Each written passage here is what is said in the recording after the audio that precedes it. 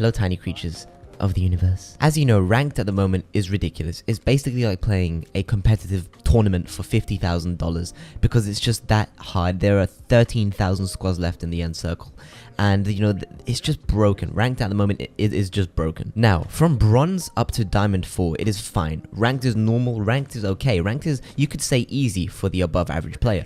But as soon as you hit diamond 3, it's a whole different ball game. And if you are not diamond 3, you have not experienced hell. The thing with this tips video is you don't need to be a certain rank to use these tips, obviously. So yeah, I want to appeal to everybody. Now, this little clip right here might summarize what it is like to be in a diamond 3 lobby. Revenant's such an ugly bird. The fuck you say to me, you little shit? Pushing. Oh my fucking god, bro. Fun, right? Yeah, one more thing before we get started, guys. I want to say a huge thank you for all the support you guys have been giving me on this channel. It's absolutely insane. Every single one of you, thank you so much. I know it's kind of cringy saying thank you 1,000 times, but I don't know what else to say. I wish I could do more, but I am doing something. I'm doing a giveaway at 5,000 Twitter followers of an Elgato and a microphone. And if you want to enter that, follow my Twitter down in the description below, and yeah, I will announce the winner at 5,000 Twitter followers. We are almost there. We are at 3,300 right now, so get that following done. And if you have not done so already, subscribe to this channel, guys, because let me tell you something. In the next couple of days or weeks, I don't even know, I'm coming up with a beautiful, I'm not even going to tell you what it is. You're just going to have to wait and see, but it is honestly probably the best Apex video I've ever made, and it's just going to be absolutely insane. So yeah, subscribe for that, and yeah, let's get into the video. The first thing we're going to talk about is the character selection. Now, there are a variety of teams you can choose. You can either choose to be a pussy, or you can choose to be a pussy, because there are no other options. And the thing is, once you get into diamond 3 lobbies, there are usually only 2 or 3 team loadouts that I see everyone use, and it's disgusting, and it is known as the meta. Team number 1 is Revenant, Crypto, and Wraith. So yeah, literally all you do is you set down that totem, you have the Crypto run in there while you're toteming, you get the Crypto to EMP, and you push at the same time. And guys, there's nothing the other team can do. It's really kind of difficult to defend that, and I've died multiple times by trying to defend against a team like this. Now, the next team is Revenant, Caustic, and Lifeline. The reason I like this team is because, you know, the Lifeline buff / nerf is really good in ranked. It's really clutch in certain situations, and it, you know, it's good, but it's not the best. And you know, if you're not a Lifeline main, and if you don't really like using Lifeline too much, I recommend using Wraith instead. So it would be Revenant, Caustic, and Wraith instead of Revenant, Caustic, and Lifeline. Most people would prefer to have Wraith on the team, mainly to, you know, get out of sticky situations. Like, for example, say you're stuck in a building and you want to get out, you would obviously Wraith portal out. So yeah, I still think that she's one of the best characters, if not the best character, to use in ranked, other than Crypto and Revenant. But yeah, that's it for the teams. I highly recommend you have at least a Caustic or a Revenant on the team, because, you know, they are the current meta, and everyone uses them, and they're really OP for end circle, which is annoying, but welcome to Apex Legends. So this is one of the main buildings in Capital City, and it's very annoying when people hold the high ground, and it's pretty difficult to push. But the best way to push is by doing what I'm doing right now. So you have 2 people go up the zip lines and 1 person go up the zip line that I'm going up right now. So you see what I'm doing right here? You just jump on the zip line and you jump to the side, to that little ledge, so you can climb up. People never expect it, because they just expect you to go straight up the zip line. But this works every single time. It's a little bit difficult to master, but once you master it, it's an absolute strat, let me tell you that. Nice. Bounce it back. Up there. There we go. You son of a biscuit. You don't know floating koala and this team. Next is landing locations, and landing locations can vary, but in my opinion, you know, Skyhook is the best option. Skyhook is the biggest town that isn't, you know, right in the center of the map, so it's not like Capital City where you're gonna get collapsed as soon as you land there. Skyhook gives you room to run around. Even if 3 squads land there, you still have time to loot and get out, you know. And the good thing about landing Skyhook is you are right next to the trials, and you'll be surprised, not many people land the trials, if ever they land trials. I don't think anyone ever lands trials. At least in my games, I haven't had anyone land there. Now, here's the thing. If only 1 or 2 teams land Skyhook with you, as soon as you've acquired some shields and some ammo, head into trials and begin the quest. Start shooting those dragons. And sometimes, bro, I went in there like the other day actually, and I got 3 golds. Imagine that, 3 golds in the trials. Sometimes it's not going to be great. Sometimes it's going to be great. What I do though is I always have 1 person above, like up top in the mountain sniper tower looking area, looking out is to see if another team is going to push, and 2 people are down below shooting the dragons. Also, if you are Caustic, do not forget to put traps on each side of the doors, so if people do come in, they are going to be blocked by the caustic traps. So yeah, you will find that whenever I play ranked, I never land anywhere else other than Skyhook unless it is super busy. Then maybe I'll land Epicenter. The Geyser's pretty good. It all really depends if it's uncontested, because I don't mind contesting Skyhook because it's so big, but if you're gonna go Geyser and there's another team going there, it's gonna be a problem because there's very little loot there. Okay, so this is the map of World's Edge, and usually, okay, it doesn't really matter what way the ship is dropping. Let's just say it's coming from this way, okay? So the ship is going from here all the way up to Skyhook. I would land Skyhook, and you see these two buildings right here? This is where I would go. I would land right in these two buildings, then we start looting this whole area right here. And if it's usually a team will land the right side. If they land left, then you go right. But this is my preferred way. I loot these whole buildings over here, right? I don't really go this way because, you know, it's a little bit too risky, a little bit too open, as you can see. And then once I've looted this with my team, I head to trials, right? And like I said, what I do is one person goes up top, one person stays up top, right, while the other two go downstairs and fight the dragons. You know what I mean? And then from there, maybe we head all the way around to drill site, start looting this area if it's untouched. Lava fissure. And yeah, that's really all we do. And from there, we just kind of wait for the circle to come in, figure out where we need to go. And yeah, I highly recommend you don't really make a move until you know where the second zone is going to be. Unless obviously the first zone is down here and you have to, you know, go somewhere really far. And like I said earlier, if you're going to drop the geyser, okay, just ignore this arrow right here. If you're going to drop geyser and say you've looted the whole thing already, the best rotation out of geyser to get even more loot is towards Fragment East. So you go through the tunnel right here and you head into this little town right here. And you get some extra loot. There's a lot of loot in this town, and you know, with Geyser and that town, you're gonna get as much loot as you would if you landed Skyhook. And usually, you'll be surprised, not many people go Overlook. So once you've done this, go to Overlook and have a look if it's been looted or not. It most likely will be. And if it is, again, just go back and secure. Just hold this area right here. Hold this area and figure out where the next zone is going to be. And then you can start making a play. But yeah, guys, realistically, there's no other place that I land other than Geyser if I need to, or Skyhook. Skyhook is my favorite place to land.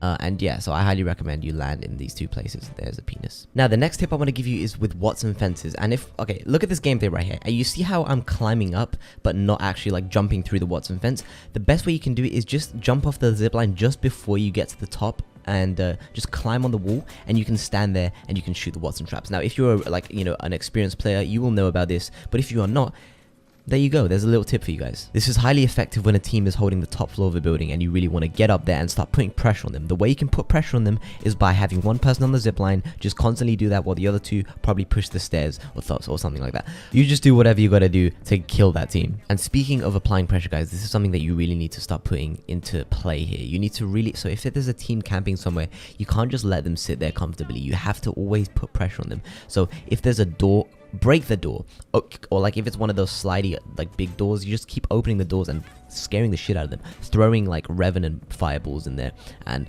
caustic traps and everything you need to do, grenades, everything, just shoot everything in there, and they're gonna get scared. They're not gonna know what to do, and they're gonna make a mistake. They're probably gonna get scared and come out of the building.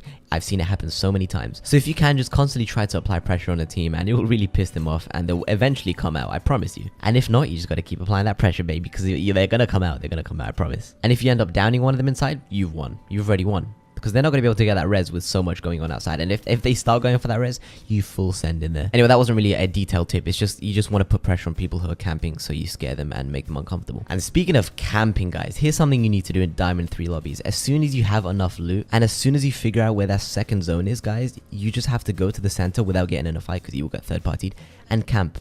Because honestly, that's all people do. And if you don't do that, you're not going to be, you're not going to be winning games. So you have to camp. Sadly, there is no other way about it. You can't just be getting into fights, because you will get third-partied. It's 100% going to happen. So basically, this tip is just me telling you that you need to play for positioning all the time. See, and especially with the Caustic on the team, guys, even go crazy. Use a Caustic and a Watson on your team. Caustic, Watson, Wraith. Just do it, because this is the season for that. There is really no other way of winning if you're not an amazing team. There is literally no other way of winning, especially in Diamond 3 lobbies, because you are going to get into lobbies with number 1 preds, number 2 preds, all the preds, they're going to come for your ass. So yeah, if you get that position early on in center ring, it just means you don't have to move much later on in the games, and that's when people typically die, by trying to move. And if you've already established that position, you guys are good. But you got to realize, you have to hold that position. People will be trying to take your house, so you want to defend that like you are a horse defending his baby. Now you're probably going to be like, oh, Koala, you're telling everyone to play like a bitch, so ranked is just going to be worse. But listen, it's not my fault. Apex have decided to make this the meta, and that's what have made people play like bitches. So I'm just telling you, I'm just giving you the information of how everyone else is playing. So there's no point of, you know, trying to be something completely different, which isn't going to work. So you just gotta, you know, if you can't beat them, join them. Even if this means having 3 caustics on your team. No wonder people hack this game. By the way, if you hack an Apex Legends, you are a pussy.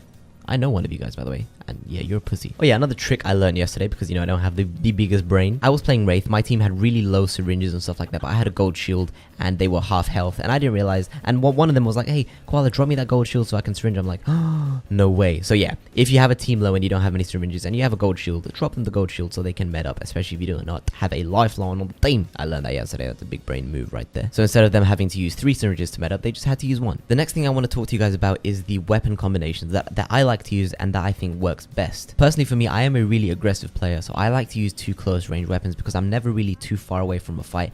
And the thing is, far away fights are avoidable. You do not need to fight long distance, and the thing is, fighting long distance isn't usually even worth it, because if you down someone from the other team, you're probably not going to be able to get there in time to finish them off. Now this obviously doesn't mean that I want everyone on the team to have short range weapons. I want obviously maybe one person to have something long range to scout and to also put pressure on teams. But I think 2 of you guys should be running all close range weapons while the other guy has 1 close range and 1 long range. The reason for this is because, you know, there are so many squads left in the end zones that you're really not going to be using the long range rifle that much, especially if you're playing for positioning. Now my go-to weapon in ranked is an R99 and a Prowler. Now sometimes I do switch out the Prowler for a flatline. Now the reason I like the flatline is because it's a really good support weapon. It's not, you know, a super aggressive weapon. It can be, but it's not that type of weapon. It's not the way I use it. I use it to support my team and to team fire, because the mag is so big and it's so effective. It's just such a good team firing weapon, and it's such a good support weapon. But if I want to go all out aggressive, I do use the Prowler. And the thing is with the Prowler, guys, you may notice in some of my streams or my videos, by the way, TTV/Flowing Koala, by the way, link in the description, is that I never pick up the select fire with it. Now I am not a fan of the select fire. I really like the burst weapon, and I don't really like burst weapons in video games at all, but the Prowler is just a different beast. It's so OP. And guys, just try out the burst Prowler a little bit more than the select fire. Although yes, the select fire is really OP, the burst just hits different for me. The burst is just so much better in my opinion. Okay, do not hate me.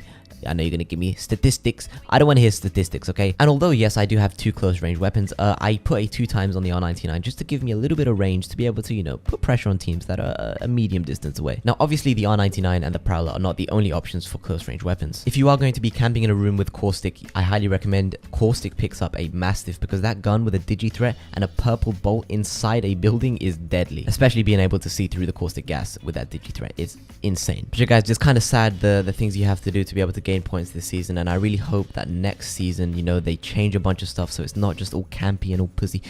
To be honest, ranked is going to be campy and pussy, but the meta that we currently have right now for camping and being a pussy is annoying. Am I right? And the last thing we're going to talk about is what you should be carrying in your bag. Now, we're going to go straight into a level 4 bag, and as you can see, I carry 240 heavy ammo and 240 light ammo, so the whole top row is filled with light ammo, the bottom row is filled with shields, meds, and 2 grenades. Something that I'm really bad at is carrying grenades. I should really kind of be carrying more. Maybe I'll drop some shields for the grenades, but yeah, this is what I have in a bag all the time when I'm playing ranked. This is my preferred loadout. This is why I ideally like to have, and yeah, it's not always going to be like this, but try to get it as similar to this as possible. You get me, bruv? But yeah, guys, that's been the video. All I can say now is good luck to you, because it's going to be an interesting journey. I want to say a huge thank you to the people who have stuck around this far, to the people who are liking this video. You guys are awesome. Even if you just watched this video, you guys are awesome. I hope you have a lovely day, and I will catch you guys in the next video. And yeah, stay tuned for some sick shit coming out soon, baby. Let's go.